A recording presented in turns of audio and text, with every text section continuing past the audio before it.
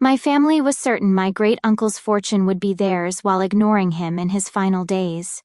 But he left it all to me, leaving them begging. My name's Sam. I'm 24, male, and I've pretty much been the odd one out in my family for as long as I can remember. Not because I'm struggling or anything, I actually have my life together pretty well, but because I've never fit their little mold of what success should look like. See, my dad, Tom, is a hotshot lawyer who thinks the world revolves around courtrooms and contracts. My mom, Linda, was an RN before she retired, and she's always been the type who cares a little too much about keeping up appearances. Then there's my siblings, Brian, Lucas, and Emily. They're the golden trio. Brian owns a chain of gyms and is constantly bragging about how he's promoting health and fitness across the state. Lucas is the tech genius running his own startup that he swears is going to disrupt something someday. And Emily? She married into money. Her husband, Nate, is a corporate lawyer, and they love posting pictures of their perfect suburban life with captions like hard work and love equal to happiness. Then there's me. I'm a welder and part-time hunting guide. I love what I do. Welding is an art. It takes skill, precision, and creativity. I've built a solid career for myself, and the money's damn good. I'm talking 6 figures some years, depending on the projects I take. The hunting guide gig? That's just for fun.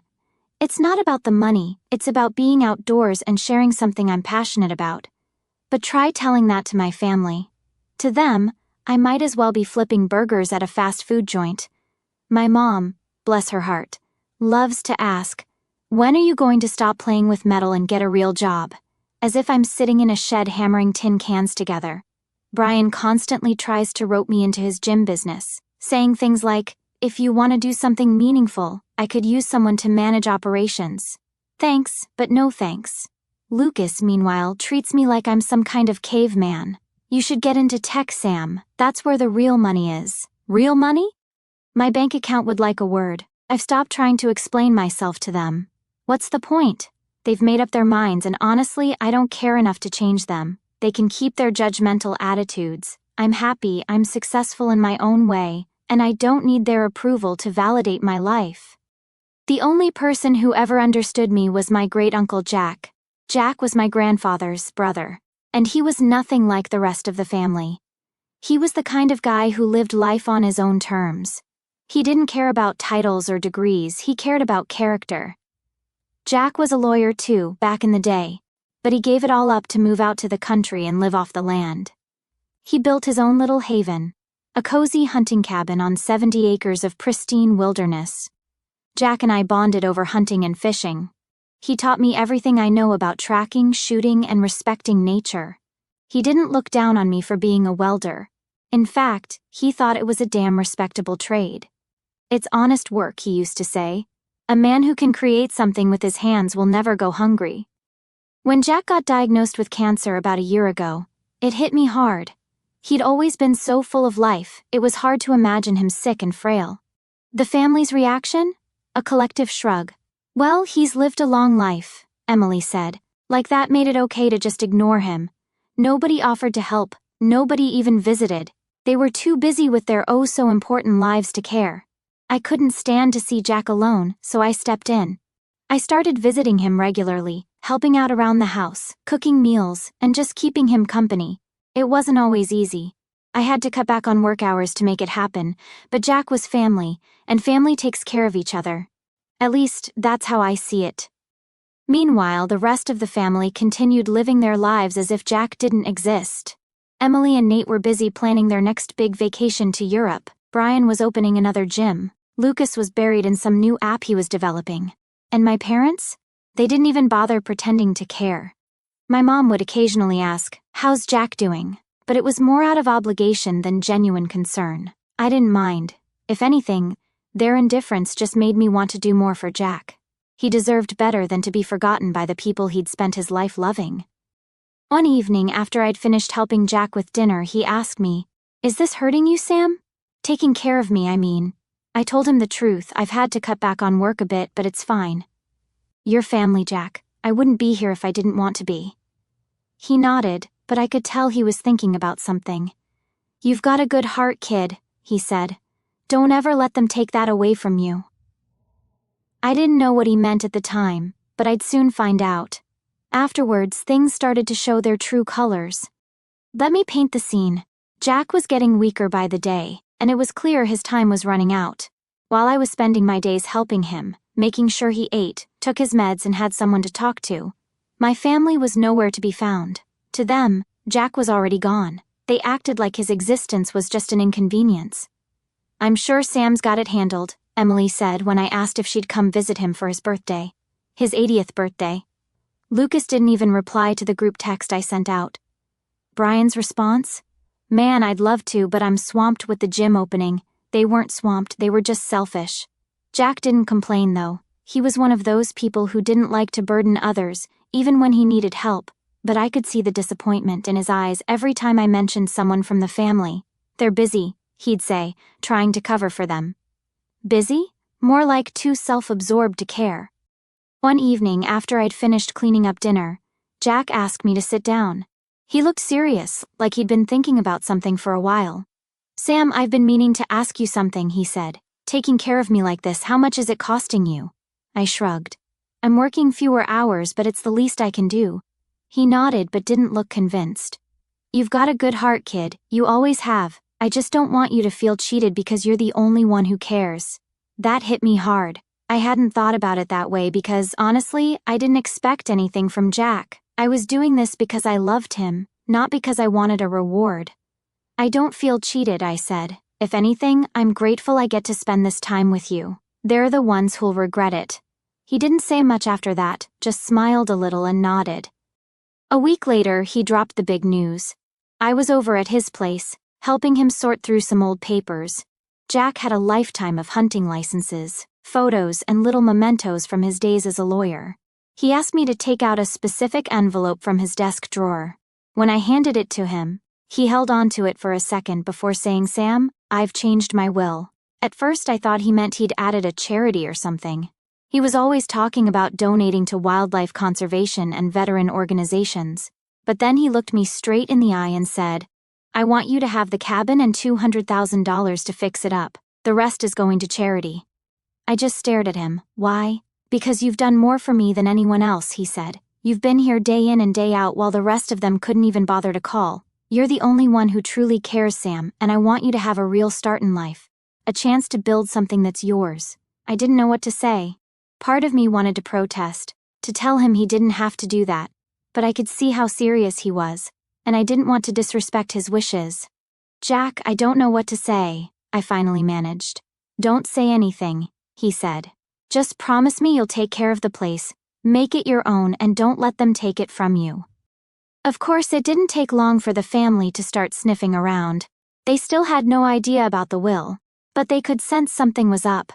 Brian called me one evening, which was weird because he never called unless he wanted something. "Hey Sam," he said, his voice all casual. "So how's Jack doing?" "He's hanging in there," I said, keeping it short. Cool, he said, like we were talking about the weather. "Hey, I was thinking once Jack, passes, what's going to happen to the cabin?" I nearly laughed. The man couldn't even wait for Jack to die before trying to stake his claim. "Not sure," I said, playing dumb. "Why?" "Oh, no reason," he said quickly. "I just thought it'd be cool to keep it in the family, Maybe we could all chip in and fix it up." By chip in, I knew he meant me doing all the work. "Yeah, maybe," I said, just to shut him up. The next day, Emily texted me, "Hey Sam, I was thinking, wouldn't it be amazing if we turned Jack's cabin into a family retreat? The kids would love it." First of all, Emily doesn't even have kids yet. Second, she hadn't been to the cabin in years.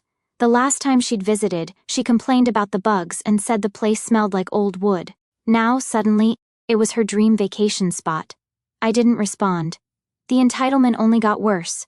Lucas, who hadn't spoken to Jack in God knows how long, started dropping hints in the family group chat about how much land like Jack's was worth. "Prime real estate," he said. "Could easily sell for $1 million if developed right."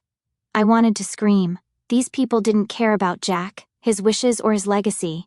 They only saw dollar signs. Meanwhile, Jack kept declining. He was tired more often, and some days he didn't even have the energy to leave his bed. But he never lost his sharpness. One evening, as I was helping him with his meds, he looked at me and said, "You know they're going to come after you, right?" I nodded. "Let them try." Jack grinned. "That's my boy." Jack was right. I knew they'd come for me eventually, but I wasn't worried. I'd made my peace with the fact that I wasn't their idea of successful, and now, thanks to Jack, I had something they couldn't take away, no matter how hard they tried. Little did I know just how far they'd go. By this point, Jack was in his final weeks. I was with him almost every day, helping him get through the worst of it while my family couldn't even bother to send a card. The only time they ever mentioned Jack was when they wanted to speculate about his estate. I should have known something was up when Brian suggested a family dinner. For context, family dinners weren't a thing anymore. We barely saw each other unless it was a holiday, and even then, everyone left as soon as the pie was served. But Brian was insistent, so I agreed to go, mostly out of curiosity. The moment I walked into Mom and Dad's house, I could feel the tension. Everyone was there, Brian, Lucas, Emily, and their spouses, and they all had this fake, overly polite vibe going on. Mom greeted me with a smile so tight it looked like it physically hurt her. "Sam, you made it," she said, like I was some kind of prodigal son returning home. "Yeah, what's this about?" I asked, skipping the small talk. Brian clapped me on the back and said, "We just thought it'd be nice to get together and, talk about Jack. Red flag number 1. We all sat down at the table, and for the first 10 minutes it was nothing but awkward chatter about work, vacations, and whatever new nonsense Lucas's tech company was up to. Then Emily decided to cut to the chase. "So, Sam," she said, putting on her best concerned sister voice, "what's Jack's plan for the cabin? You've been spending so much time with him I figured you'd know." "Red flag number 2. I shrugged. He hasn't really said. "Well," Brian chimed in, "it'd make sense for us to keep it in the family, don't you think? Maybe we could use it as a vacation spot, like a family retreat." "Yeah," Emily said, her eyes lighting up. "I was telling Nate that the kids would love it. They could grow up surrounded by nature. It would be such a great legacy for Jack." "Your kids aren't even born yet," I said, unable to stop myself. Emily glared at me, but before she could respond, Lucas jumped in. "Honestly, I think we should sell it. That land is worth a fortune. We could split the money and invest it in something worthwhile." "Split it?" Brian scoffed. "Why would we split it when I've got a business that could actually use it? Jack would have wanted it to go towards something meaningful. Meaningful, like expanding his gym empire." I couldn't believe what I was hearing. They were fighting over the cabin as if Jack was already dead. "I don't think Jack would want it sold," I said, trying to steer the conversation away from their greed. Brian leaned back in his chair, smirking. "Come on, Sam, what are you going to do with it? Weld up a hunting blind? Let's be realistic here." I wanted to punch him. Instead, I just said, "Jack hasn't made any decisions yet. You should probably talk to him if you're so interested." After that dinner, their entitlement went into overdrive. Brian started calling me almost daily, always with some new idea for the cabin. "Sam, I've been thinking, what if we turn the cabin into a rental property? We could make a killing renting it out to tourists during hunting season. I'd handle all the logistics, of course, and you could do the repairs since you're so handy." Translation, he'd profit while I did all the work. Then Emily sent me a text. "Sam, we really need to talk about Jack's estate. The cabin is too important to let it sit unused. Call me a sap." When I didn't respond, she followed up with another text. "This isn't just about you, Sam. It's about the family. Stop being selfish." Selfish? I was the only one taking care of Jack, and somehow I was the selfish one. A week later, Emily and Brian showed up unannounced at Jack's house. I was there, helping him sort through some old photos, when I heard the knock on the door. Jack was too weak to get up, so I answered it, and there they were, all smiles and fake concern. "Hey, Sam," Emily said, holding a container of cookies like she was trying to bribe her way in. "We thought we'd stop by and see how Jack's doing." I didn't buy it for a second, but Jack was always gracious. Even when he knew people had ulterior motives, he invited them in, and for the next half hour, they put on their best loving family act. "Jack, you're looking great," Brian lied. "Is there anything you need? Anything at all?" Emily added, laying it on thick. Jack just smiled politely and said, "I'm fine, but thank you for stopping by." Then Brian, who apparently couldn't help himself, said, "We were just talking about the cabin the other day. It's such a beautiful property. Have you thought about what's going to happen to it?" Jack gave him a sharp look. "I have," he said, his tone making it clear the subject was closed. That didn't stop them. After they left, Emily sent me a text. Jack's really starting to decline. We need to start planning for what's next. Let's meet soon to discuss. Discuss what? She didn't care about Jack's health. She just wanted to know how much she could get out of him before he passed.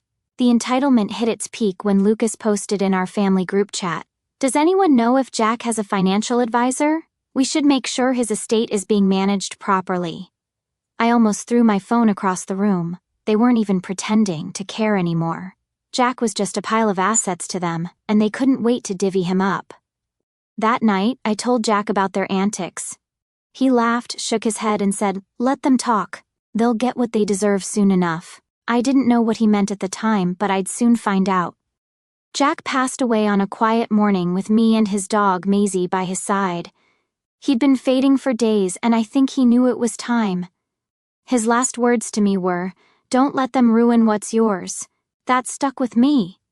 Jack had spent his final months ensuring his legacy would go to someone who cared, someone who would honor it, not squander it like the rest of them would.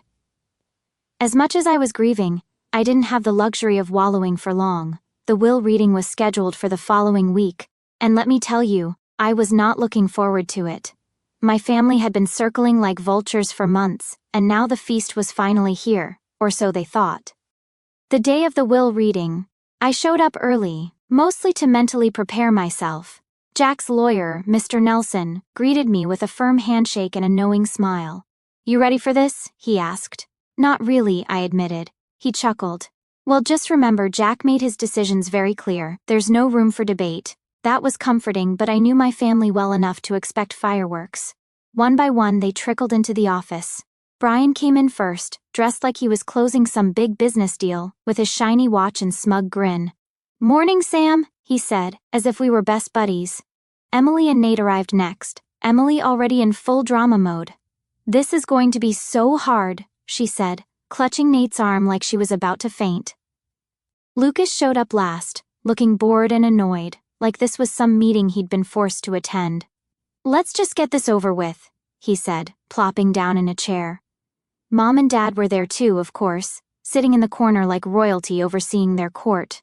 Mom gave me a tight smile, the kind that didn't reach her eyes, while Dad didn't even bother acknowledging me. Once everyone was seated, Mr. Nelson started reading the will. He began with the smaller items, Jack's collection of fishing gear, some antique hunting rifles, and a few personal mementos. Then came the surprising news to my family. To my great-nephew Sam, I leave my hunting cabin and the surrounding 70 acres of land, along with $200,000 to renovate and maintain the property. You could have heard a pin drop. Brian was the first to break the silence. "What?" he said, his voice rising. "That can't be right. Jack wouldn't just give all that to Sam." Mr. Nelson didn't even look up.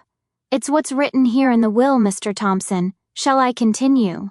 Emily, meanwhile, was already in tears. "This isn't fair," she sobbed. "What about my kids? Jack always said he wanted to support the next generation. How are we supposed to carry on his legacy without the cabin?" I couldn't help myself.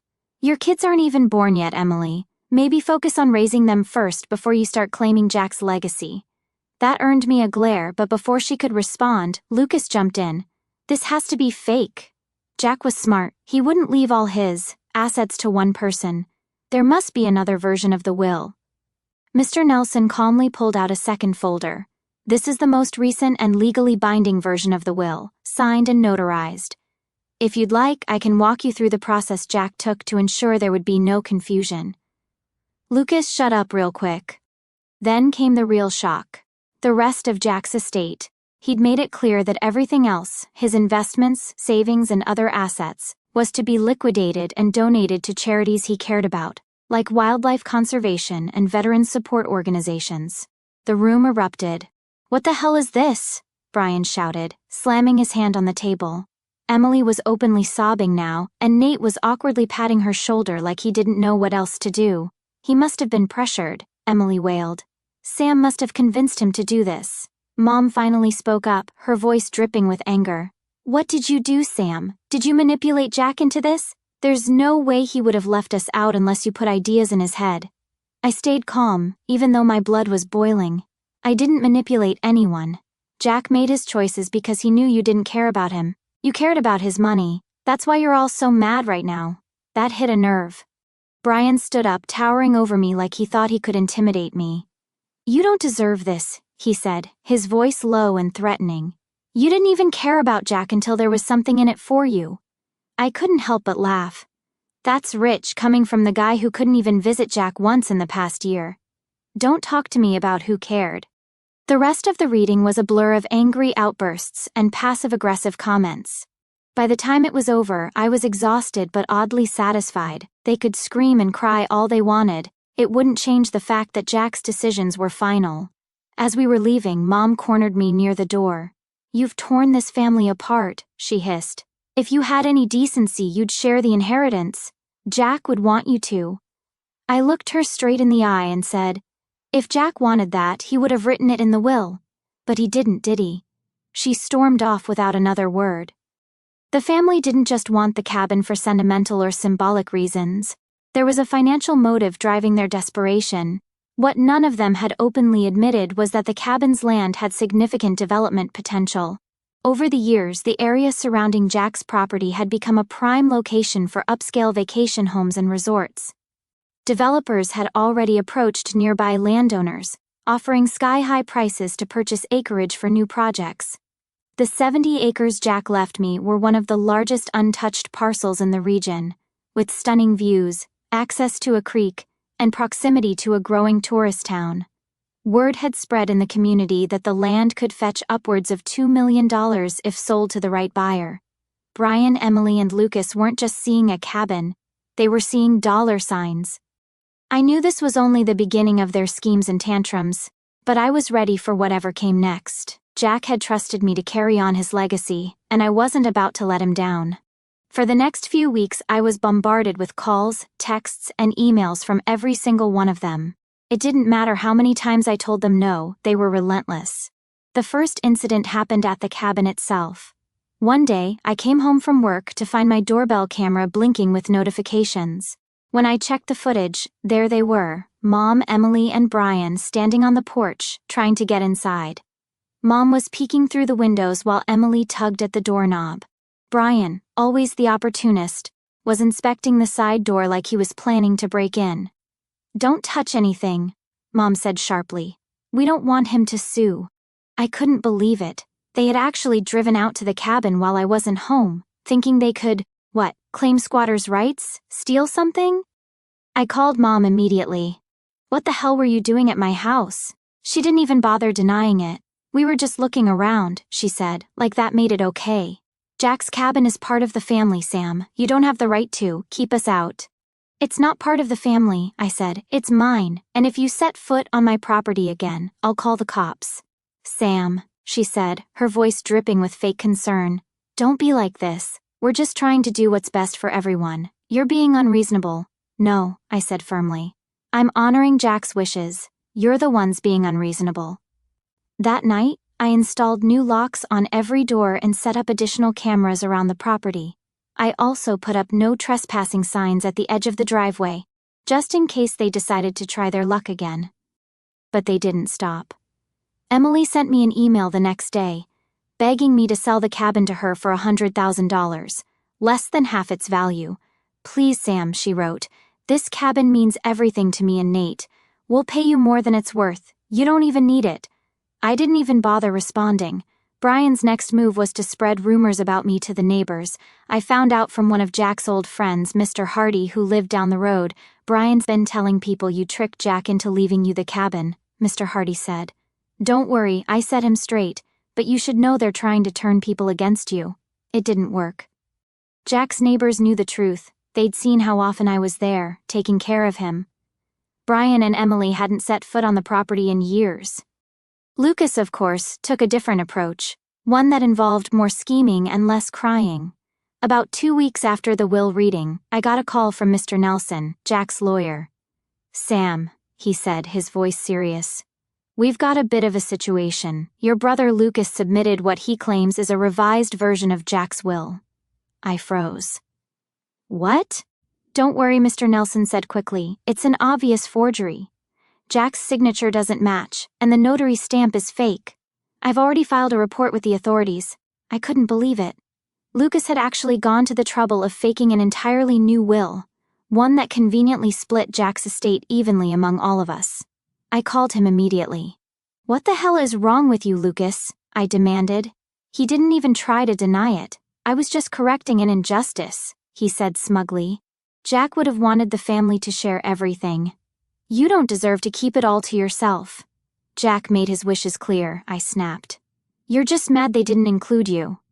"It's not fair," he shouted. "You manipulated him, Sam. Admit it." I hung up before I could say something I'd regret. The next day, Lucas learned what happens when you try to tamper with legal documents. Mr. Nelson had followed through on his promise, and Lucas was officially under investigation for forgery. Apparently, when you fake a will, it's not just frowned upon, it's a felony. I got a call from the investigator assigned to the case, asking if I'd be willing to cooperate. "Absolutely," I said without hesitation. If Lucas wanted to play stupid games, he could win some serious consequences. A few days later, Lucas called me, his voice shaking with panic. "Sam, you have to help me," he said. I almost laughed. "Help you? Are you serious right now?" "The police showed up at my house," he shouted. "They're saying I committed fraud. This is insane. You need to tell them it's a misunderstanding." "It's not a misunderstanding," I said coldly. "You forged a will, Lucas. That's a crime. What did you think was going to happen?" "You can't do this to me," he yelled. "We're family." "Funny how you only care about family when it's convenient for you," I replied. "Good luck explaining your injustice theory to the judge." Things escalated quickly after that. Lucas was charged with forgery and fraud, and he had to hire a lawyer. He tried to downplay the situation at first, claiming it was just a family dispute, but the evidence was damning. The fake will was laughably bad. Jack's signature looked like it had been traced, and the notary stamp was something Lucas had printed off the internet. Even the dates didn't match up. It was a complete amateur job, and the authorities saw right through it. During the investigation, they found emails Lucas had sent to a shady online service, offering to create fake documents. One of the emails even said, "Can you make this look convincing enough to fool a lawyer?" That alone was enough to seal his fate. At the preliminary hearing, Lucas looked like a shell of his former self. Gone was the smug tech bro who thought he could outsmart me. When the prosecutor laid out the evidence, Lucas's lawyer tried to argue that it was all a misunderstanding, that Lucas was just trying to clarify Jack's wishes. The judge wasn't buying it. "You don't clarify a will by forging signatures and faking legal documents," the judge said bluntly. Lucas eventually took a plea deal to avoid jail time, but it came at a steep price. He was slapped with a hefty fine, had to pay restitution for the legal fees I incurred during the ordeal, and was required to complete community service. On top of that, his reputation was in shambles. Word got out about the case, and his startup lost investors. The rest of the family tried to rally around him, blaming me for taking things too far. "Did you really have to involve the police, Sam?" Mom asked during one of her many guilt-tripping calls. "Lucas is your brother. He's lucky he didn't end up in prison," I said firmly. "But he was just trying to fix things," she insisted. "No," I snapped. "He was trying to steal from me. Stop making excuses for him." They didn't like that answer, but I didn't care. By the time it was all over, Lucas was a broken man. He tried to rebuild his business, but his reputation was so tarnished that most of his clients had moved on. He even had the nerve to ask me for financial help at one point, claiming he needed just a little support to get back on his feet. "Not happening," I told him. "You can figure it out on your own, just like I've been doing my entire life." He hung up on me, and I haven't heard from him since. Watching Lucas face real consequences was oddly satisfying. For once, the golden boy of the family couldn't weasel his way out of trouble. He'd always acted like he could do whatever he wanted without facing the repercussions, but not this time. By this point, I was done playing nice. I filed a police report for the attempted break-in and let the family know in no uncertain terms that I was done entertaining their nonsense.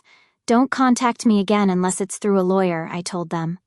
Mom called me a selfish traitor. Emily cried about how I was tearing the family apart.